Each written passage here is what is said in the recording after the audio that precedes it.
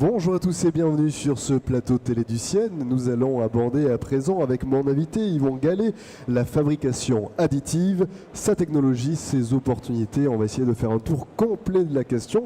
Pour en parler avec nous, Yvon Gallet, bonjour, merci beaucoup d'être avec nous sur ce plateau. Bonjour.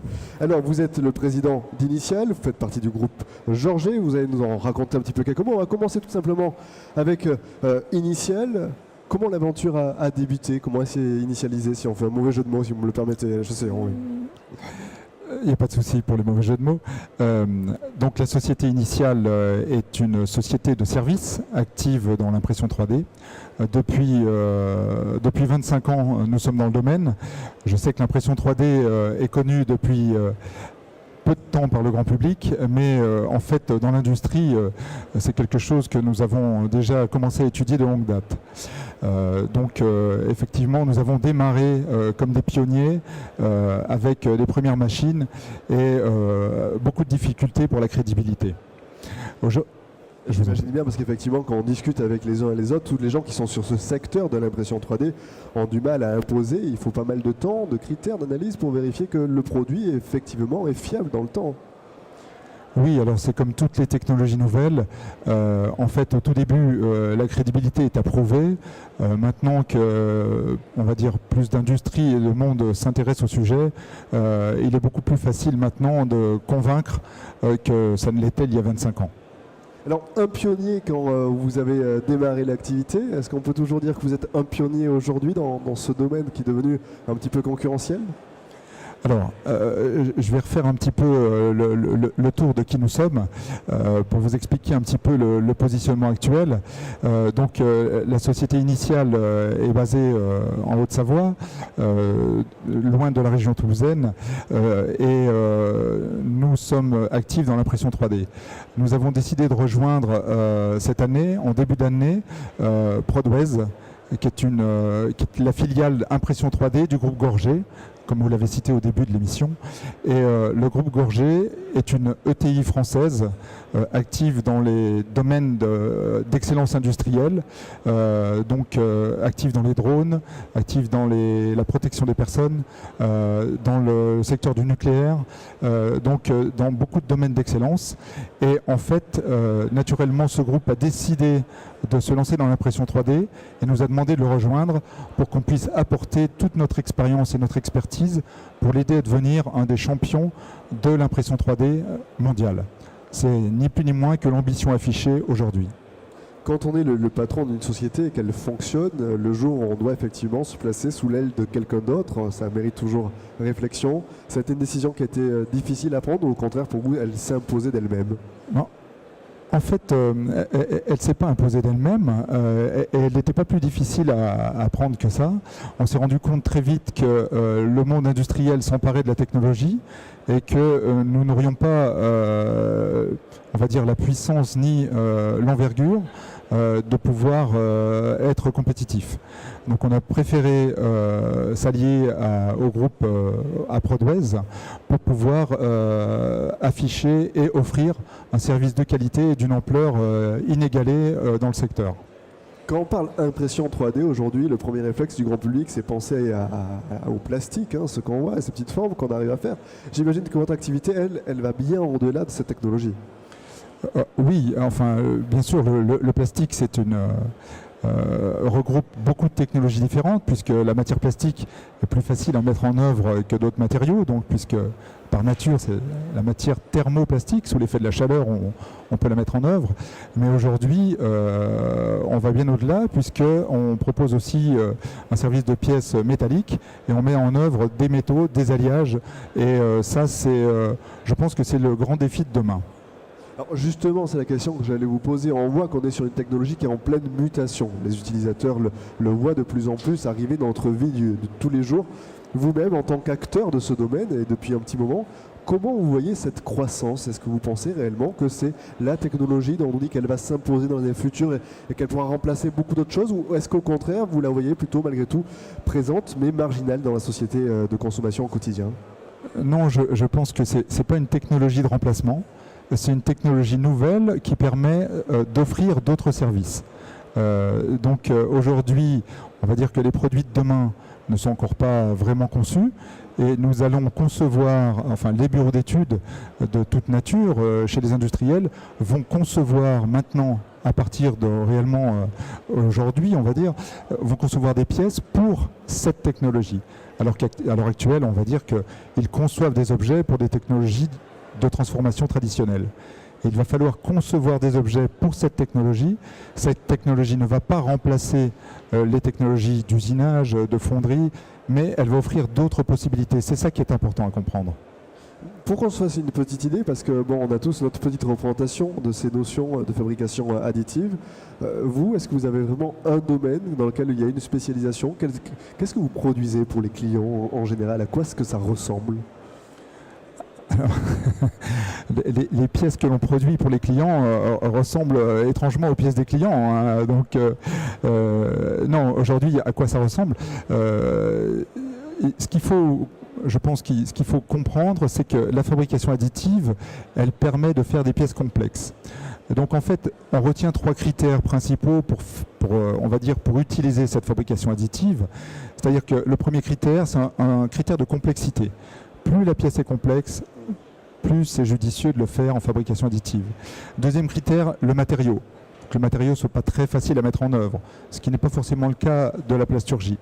Et ensuite, le vrai critère, c'est le délai. En fabrication additive, vous pouvez, dès que vous avez fini de concevoir la pièce, lancer la fabrication de la pièce. Ce qui n'est pas toujours le cas habituellement en plasturgie, où il faut faire des outillages, et on va dire en fabrication métallique, il faut mettre en œuvre des machines conséquentes. Donc si je comprends bien, si j'ai un prototype, que demain par exemple, je travaille pour Airbus, je souhaite redesigner une partie d'un bouton du bord, c'est-à-dire que très rapidement on peut passer du plan papier à la pièce réelle pour l'avoir entre les mains et pouvoir aller de l'avant, continuer à réfléchir dessus? Oui, bien que les plans papier n'existent plus beaucoup, il nous faut des fichiers CAO pour pouvoir travailler. Donc ça, on va dire que tout le monde est équipé maintenant, et c'est aussi pour ça que l'impression 3D commence à avoir l'ampleur qu'on lui donne, qu'on lui prête. Mais oui, effectivement, on peut mettre en œuvre très vite des prototypes, parce que c'est le but, mais il faut voir qu'aujourd'hui, notre objectif, c'est de passer du prototype à la fabrication de série. Et ça, c'est l'étape de demain, c'est l'étape pour laquelle nous sommes en train de nous structurer. Justement, comment on s'organise pour faire cette mutation-là? Parce que la fabrication de série a ses contraintes, le volume qu'il faut pouvoir sortir dans un temps donné. Comment on se structure pour arriver à cet objectif? En fait, on structure en amont et en aval de cette fabrication additive. En amont, il faut que l'on structure une partie bureau d'études. Donc aujourd'hui, nous sommes en train de réfléchir à la construction d'une entité pour fabriquer des pièces, bien qu'Initial ait un bureau d'études, mais de taille modeste. Nous sommes en train de construire une solution d'études plus conséquente, et en aval, avec une chaîne de valeur qui puisse permettre de parachever, terminer des pièces pour les qualifications nécessaires, que ce soit en aéronautique, en médical ou dans d'autres technologies. Vous avez des secteurs aujourd'hui qui sont plus demandeurs de ce genre de production que d'autres dans le domaine industriel?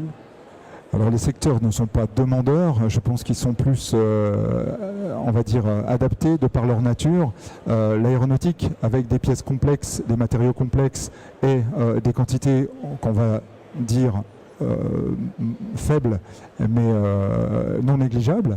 Il y a le secteur médical qui, lui, est un domaine par excellence, par essence idéal, puisque dans le domaine médical, on va faire des pièces individualisées. Et ça, c'est très important. C'est un des rares procédés qui permet d'aller très vite vers une individualisation de pièces, une fabrication de pièces personnalisées. Cette fabrication personnalisée, est-ce qu'on arrive à faire baisser les coûts comparé à ce qu'on pouvait avoir avant? Le fait aujourd'hui de designer la pièce, de la créer vraiment sur mesure pour un utilisateur, est-ce qu'on arrive à avoir des coûts qui sont nettement plus bas que ce qu'on avait auparavant quand on devait passer par de la série? Alors, c'est pas toujours le coût qu'il faut rechercher. En tout cas, c'est pas le coût direct, puisque si on compare pièce à pièce, c'est pas souvent le cas. Mais cette technologie va permettre de regrouper un certain nombre de pièces. Si auparavant nous avions 4 ou 5 pièces, demain nous allons pouvoir en fabriquer une seule, beaucoup plus compliquée, voire même infabricable avec une autre technologie. Et cette fois-ci, on a une vraie valeur ajoutée, un vrai apport économique. Mais il va falloir concevoir pour ça d'autres systèmes. Aujourd'hui, au sein de la société, c'est combien de collaborateurs qui travaillent au quotidien à vos côtés? Alors aujourd'hui, Initial, c'est 75 personnes, mais rattaché à Prodways, qui aujourd'hui compte 200 personnes. Prodways, il y a 2 ans, comptait 1 personne. Aujourd'hui, à la fin de l'année, nous serons 200. Et rattaché au groupe Gorgé, qui fait 1400 personnes, une véritable ETI, une machine de guerre faite pour développer cette partie industrielle. On dit en général qu'il faut toujours voir plus loin pour pouvoir rester dans son temps, garder l'avance qu'on a technologique. Comment vous voyez l'évolution du secteur? Est-ce que vous avez déjà de nouvelles technologies qui vous intéressent, qui retiennent votre attention, de nouvelles façons de faire, de nouveaux procédés? Comment ça se passe concrètement? Comment on s'organise? Bon, déjà, il y a une veille importante et il ne faut pas faire la veille qu'autour de chez soi. Aujourd'hui, le groupe, par chance, a des filiales un petit peu partout dans le monde, des oreilles bien ouvertes pour voir ce qui se passe. Et nous sommes à l'affût, effectivement, des nouvelles technologies. On va dire que tout va très vite, mais les technologies ne peuvent pas aller si vite que ça. Ce qui va très vite, c'est l'organisation des entreprises, mais les technologies avancent à pas de fourmi parce qu'il faut valider, vérifier, il faut rassurer. Je ne saurais pas vous dire, je ne peux pas trahir non plus de secret sur la suite, mais il va y avoir de bonnes surprises industrielles dans les années qui viennent. Encore aujourd'hui, en 2015, il y a des moments où vous êtes obligé de rassurer le client sur le fait que oui, ça fonctionnera, que c'est possible? Eh bien oui, parce que la plupart n'ont pas vraiment testé. Ils ont tous utilisé des prototypes, mais ils n'ont encore pas franchi forcément le pas d'une fabrication de série avec cette technologie. Et beaucoup de personnes ont besoin d'être rassurées. Question bête, mais si vous aviez un client à rassurer, vous avez des arguments types que vous ressortez d'une fois sur l'autre qui peuvent s'appliquer à tout le monde, où chaque client est unique et du coup, les arguments qu'on va lui donner seront uniques en fonction de son besoin. Oui, tout à fait. Alors, chaque client, bien sûr, est unique, mais je dirais chaque pièce est unique. Chaque sous-ensemble est unique et c'est là qu'il faut regarder parce qu'on ne peut pas généraliser. Il ne faut surtout pas généraliser. Et je crois qu'il faut, je pense que chaque objet a son périmètre d'exigence, son cahier des charges et il faut absolument faire une étude, on va dire rationnelle, du sujet. On ne peut pas s'improviser comme ça, fabricant de pièces à U et à Dia, on ne peut pas faire n'importe quoi. Il faut vraiment poser les choses sur la table et les faire par étapes. Très bien, mais écoutez, merci beaucoup en tout cas de nous avoir éclairés. Si éventuellement on souhaite venir vers vous, prendre des renseignements, comment est-ce qu'on fait pour venir vous toucher ? Bon, écoutez, c'est assez facile. Je n'oserais pas vous dire que je suis dans l'annuaire. Nous sommes en Haute-Savoie. Le groupe est français, est basé sur la région parisienne. Donc à Annecy en Haute-Savoie et donc initial.fr ou prodways.com. C'est très facile. Merci beaucoup Yvan Gallet d'être venu sur notre plateau aujourd'hui pour nous parler de tout ça. Merci bien. Merci beaucoup.